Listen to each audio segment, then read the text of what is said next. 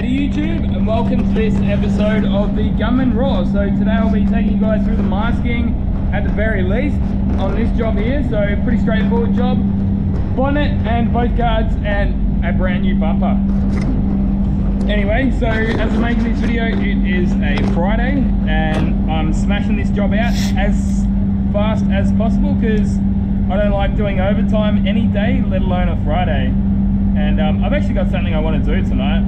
I made a quick mention in yesterday's video that I've just been approved for a new rental property, and yeah, I mean, I'm not gonna lie, the place is not, it's honest. I'm gonna be honest, I'm gonna say it's probably below most people's standards. Like, that's the truth.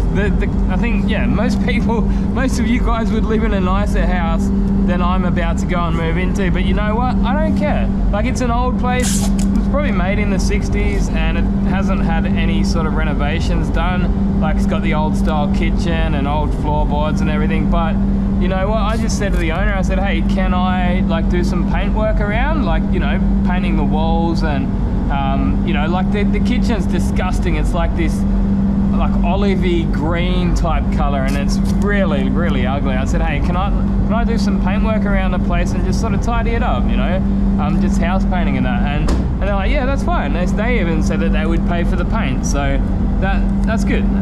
But I guess, yeah, I actually wanted to go and paint the bath. Like, the bath it was pink and someone has gone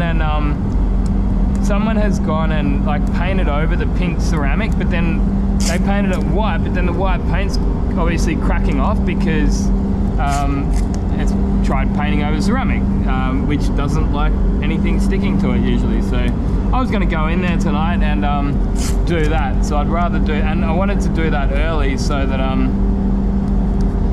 he's got time to dry before we actually move all of our stuff in and live there full time, you know.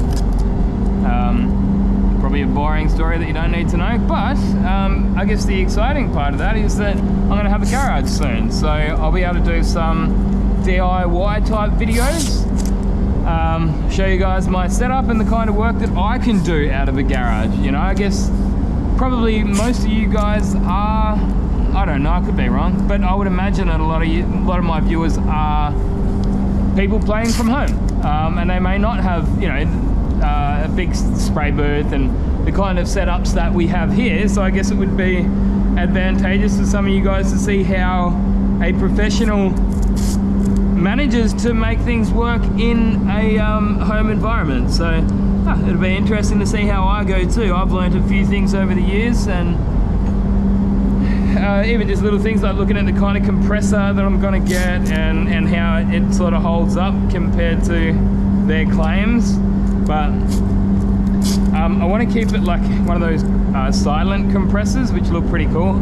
I found one for like $1,300 or $1,400 Australian, which looks pretty good. Can't remember exactly all of the specs, but I think it had like two 1 horsepower motors on it, but they're like electric. They're not piston motors. I can't remember the exact details on them, but yeah, because they're not piston motors, they are silent or something like that.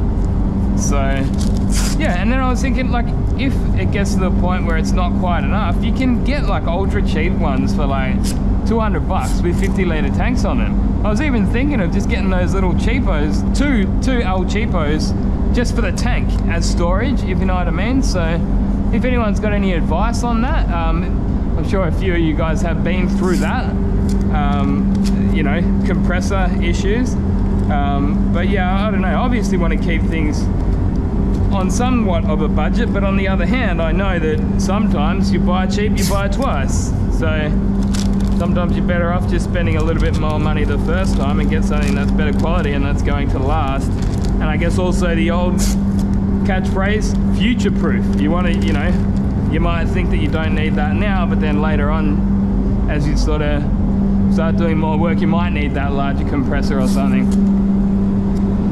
But yeah, that's pretty exciting for me. It's a bit closer to work for me as well.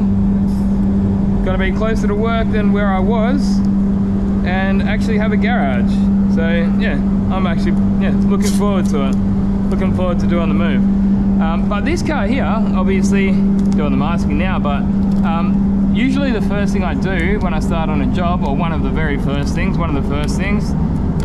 is check my color, because I like to have a look over here, have a look all around the different areas, so I know exactly what I'm blending over, if you know what I mean.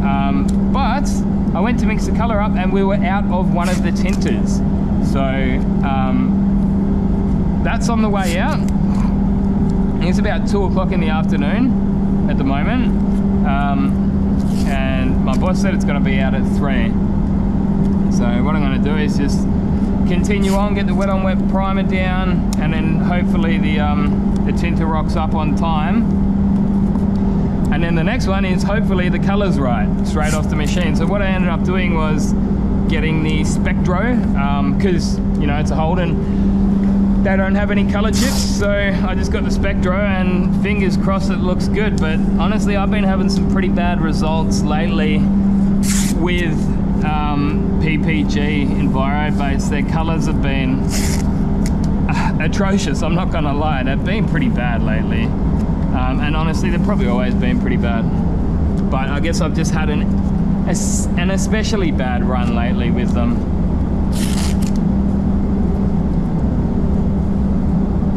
Yeah, hands down, Stando Blue absolutely killing it at the moment. They've got to be the industry leaders at the moment. You've got brands like here in Australia, what is it, Sickens, and they're giving people like $1 million to change over, and it's like, man, if your product was that good, you wouldn't have to be throwing, you know, big lump sums of cash. People would just want it.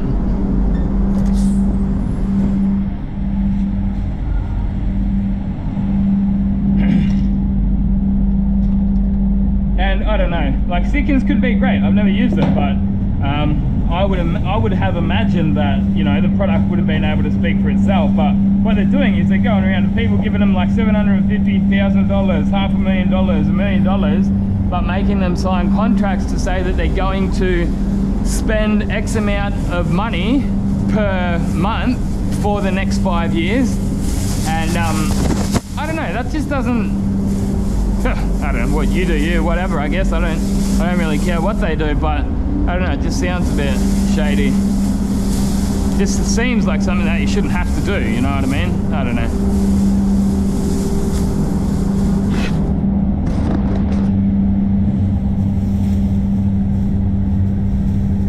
Yeah, my old workshop over there in Perth, they did it. They took the money. My old boss must have taken the money, and yeah, they're switched over to Sickens Auto Wave. But the funniest thing is, like, my mate Alan from over there, he was telling me, he's like, man, the reps come in and they're just saying, oh, you're never gonna have to color match again. And it's like, dude, I've heard that before, you know, like they all say that pretty much. But yeah, it's all good, man, it's all good. Anyway, so what I'm gonna do is wet on wet the whole bonnet, but I don't want to wet on wet this guard because it doesn't need it, and I don't want to get that overspray over the top edge of that guard when I am doing the wet on wet, so I'll leave that covered up.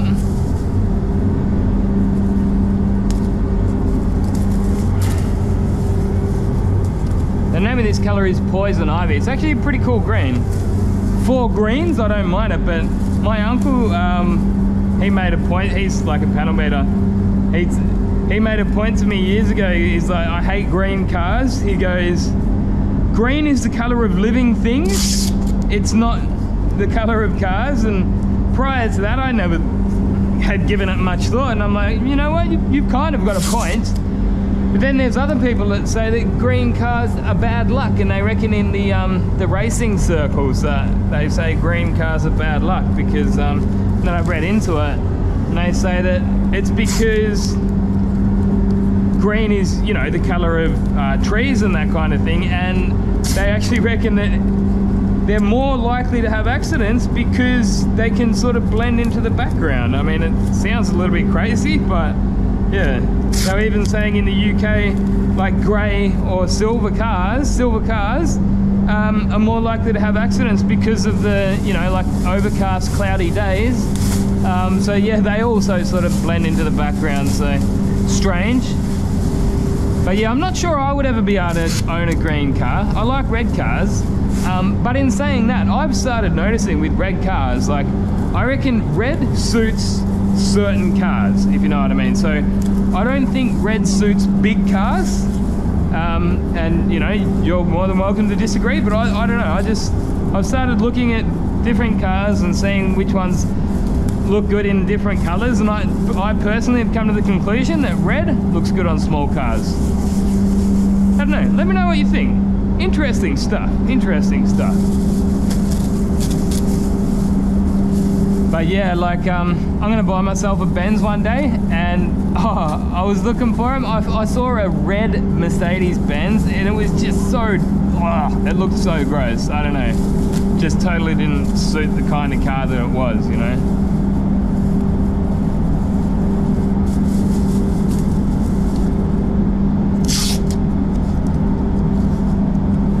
But yeah, I've been a little bit quiet on this channel. Well, I guess for the last couple of weeks, the jobs, as much as anything, the jobs that I've been doing have just been boring. Like, I mean, a couple of the jobs I did last week, well, I actually did one job twice last week. I had to redo it because the color was out. There you go, gunning's not perfect. I don't know, we all had a look at it outside, and it seemed, I mean, the bosses, they okayed it as well, and it looked all right out in the sunlight, and then it was really, really bad on the inside. And even when we put the bumpers back on, it was like okay in some lights, but then bad in other lights. So it was just one of those funny colors. I think it's called billet. It's like one of those Jeep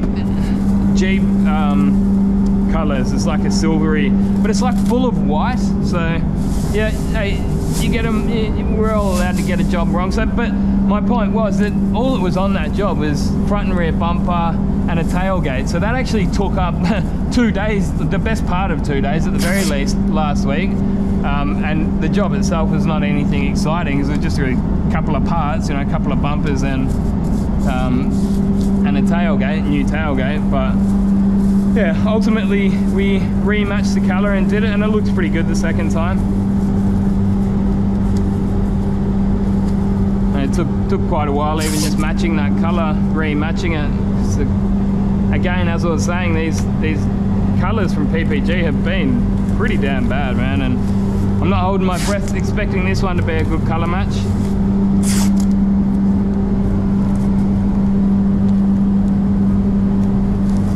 But it's all good. I actually really like working here. Like, it's a really good shop. The people are kind of, they keep to themselves, and there's some advantages to that. Like, as I said in one of my other videos, I don't even get a good morning from most people. Like, there might be, you know, 2 or 3 people that I get a good morning from, which is, I guess it's kind of strange coming from where I was there in Perth, where everyone was very friendly. But yeah, it is what it is, man. You get used to it. I just do my own thing here, man. I'm just running my own race. But it's kind of, it's a bit telling of Melbourne in and of itself. Like, people here are definitely not as friendly as what they used to be. And they're definitely not as friendly as people are in the smaller cities and the smaller towns. I went over to Adelaide on my my Christmas break, and it was a really beautiful place. And yeah, one of the first things I noticed is just people were very friendly and a lot more laid back and easygoing. People here in Melbourne are a bit high strung. Everything's go, go, go, and yeah, not as friendly. So hey, at the end of the day, there's pluses and minuses to everything. I'm not complaining about it, but I'm just making an observation, I guess.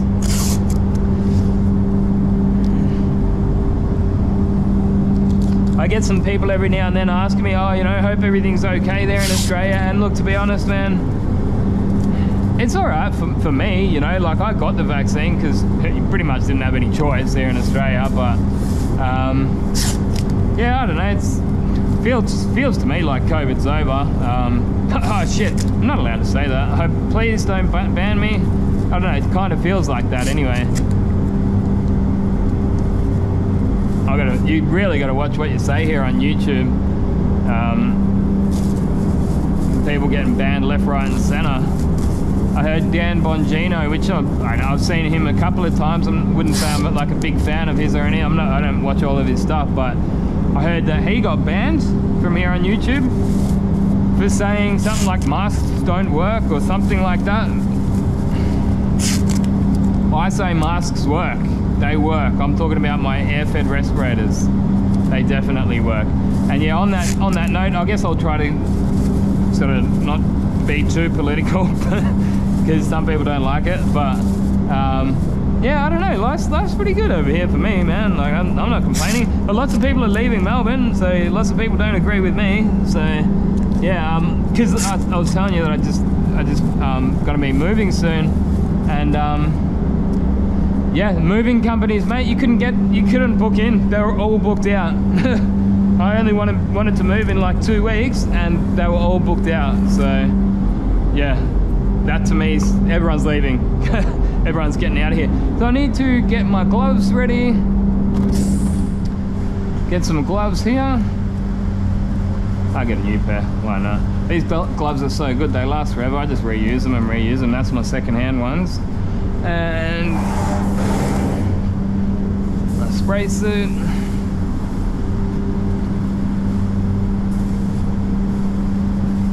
It's a stinking hot day today. What is it?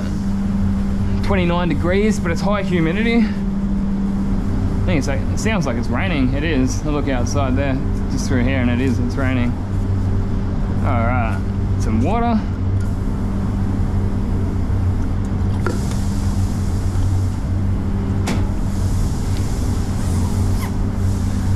What next? We need Prepsol rag and a water cleaner rag. That's right. And this one. So I like to wear my respirator when I'm Prepsoling these days. So excuse me if you can't hear me properly for a few seconds, but I like to use the blue ones for water cleaner. I don't know, that's just me.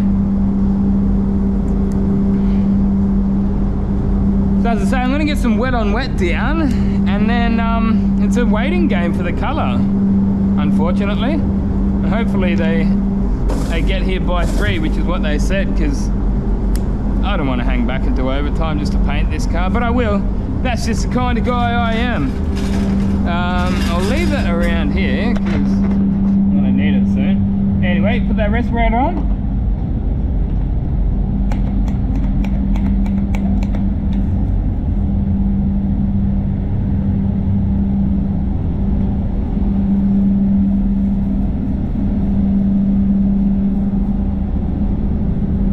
Hopefully you can hear me, but I can see that colour is very different from the bonnet to the guards. That's why I was kind of saying before, I like to check the colour first so I know exactly what's going on, but oh well, it is what it is.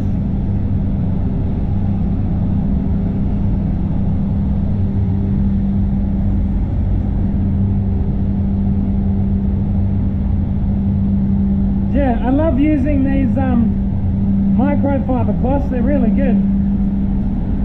They make for a very clean job.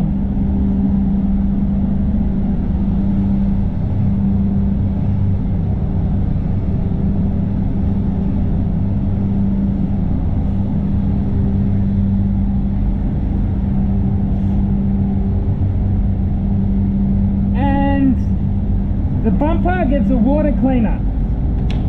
So the water cleaner is nowhere near as harsh of a chemical, so I actually don't mind. I don't mind having the respirator off when I'm doing this. At the end of the day, all this is alcohol. It's methylated spirits or denatured alcohol mixed with water, purified water. So like the worst that's going to happen here is I'm going to get a little bit drunk. I'm gonna start having some D&M conversations with you, deep and meaningfuls, telling you how much I love you guys. I love you guys. That's funny. I cracked myself up anyway.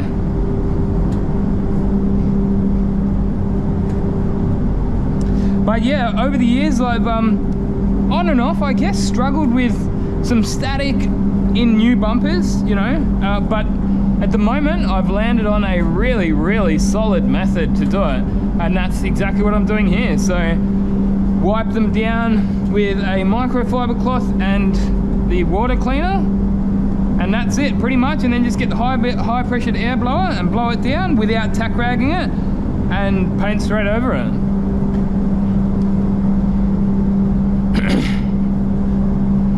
So Spray Guns Direct actually sent out a new blower for me recently at Christmas time, and it's a pretty good one. I like it. It's Prevost brand, but I'll give you a look. So previously I was using, is it still in there?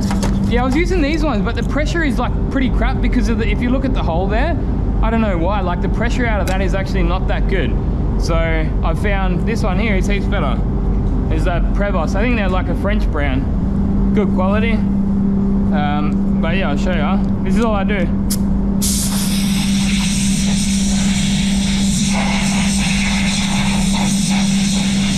Because if you start tack ragging, you can get the static coming back up. So I've found you're best off just leaving it like this. And I might end up doing, I might break this into a separate video for the paintwork. So that's it for the bumper. We're ready to wet on wet straight over that. I'll get the tack rag for the body of the car.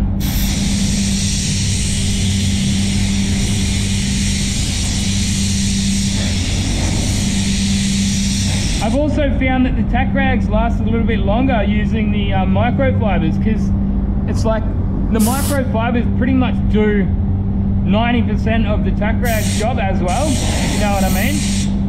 Like it cleans the panel so well with the microfiber, you nearly don't even need to tack rag. And I have heard some people say that they don't, but I still like to.